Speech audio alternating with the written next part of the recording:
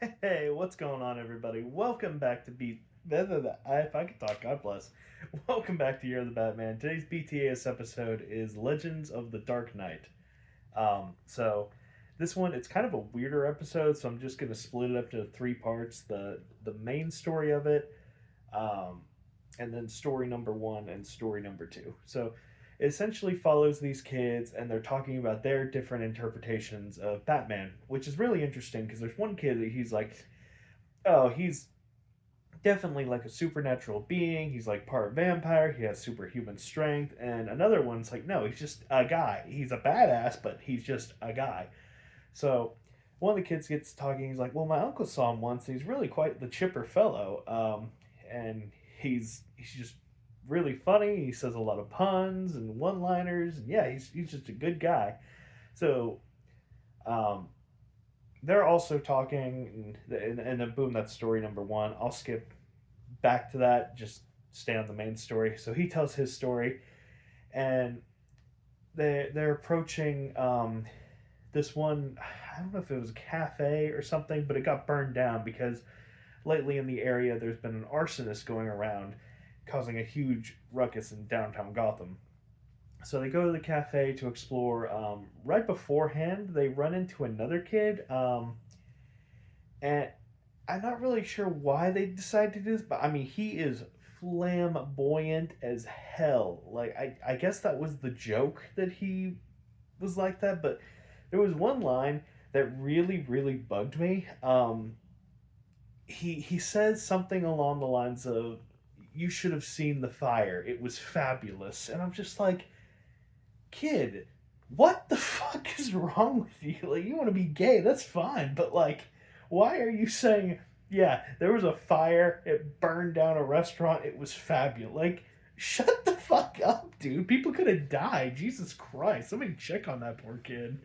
Um, so the other three kids, they're exploring the restaurant, and then the girl tells her story, and boom, that's story number two. And when her interpretation is like, no, Batman's like an absolute hard ass, like he's the guy to get shit done. So they're about to head home because it's getting late, and then they see this flying figure overhead. They're like, holy crap, it's Batman! We gotta go follow him. So they follow him to an abandoned theater, but it's not Batman, it's Firefly. And Firefly, he sees the kids, and he sees somebody, or he hears somebody, and he like tosses a grenade, and the whole place like catches on fire. He's like, oh shit, it's kids. Well, good luck. And I was just like, Jesus Christ, Firefly, you're just gonna leave three kids to burn? That is dark as hell. um, but then Batman comes in. There's a fight. He uses his badass fire sword. Actually,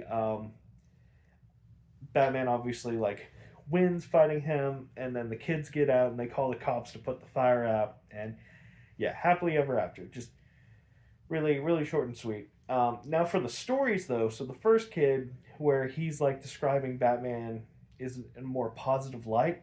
When he gets to his story, it's pretty much like a reimagining of like the Adam West, uh, Burt Ward era, and also like the other like 1960s esque cartoons. So it's super campy, like really, really campy. Um, it's just a short story of like how Joker was trying to rob this music store of like this really priceless sheet music, and then Batman and Robin stop him.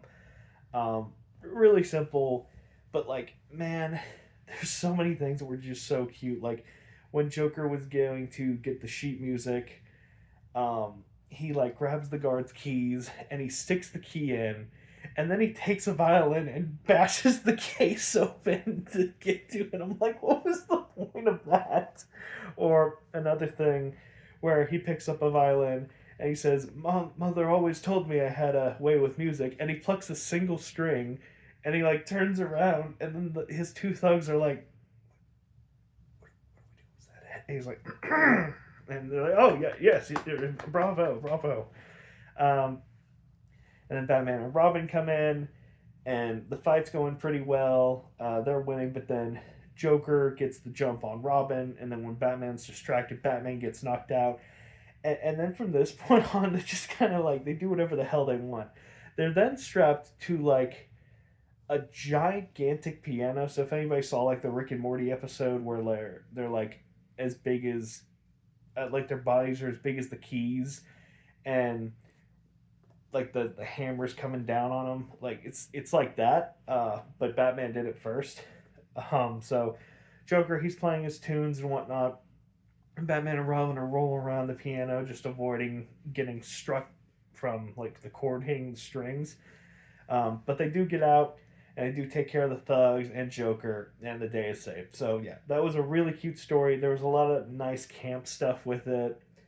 Um, just I felt it was just refreshing just to have that like '60s vibe again in like the '90s setting. I don't know how to explain it. It was just neat. So the girl's story, it's pretty much a brought to life version of Frank Miller's The Dark Knight Returns. So if you ever saw The Dark Knight Returns Part 1, it's essentially retelling the story of him dealing with the mutants and taking down the leader. I mean, that's pretty much it. Just like there's just this group that are a bunch of punk beatniks led by this other punk leader, and he calls out Batman for a fight. Batman comes in his bat tank and takes out everybody with a bunch of rubber bullets and whatnot. It's pretty much a war zone. And then he confronts the guy face to face in like this big mud pit, and Batman beats the ever loving shit out of him. And yeah, that's it. It's just really well drawn animation, just really badass stuff. But yeah, I mean, just go watch The Dark Knight Returns Part One. It's that but better. But it for what it was, like this was the first time seeing it brought to life, so that's pretty cool, I will say. But yeah, those were the two stories, just Frank Miller's and then Campy. So good stuff.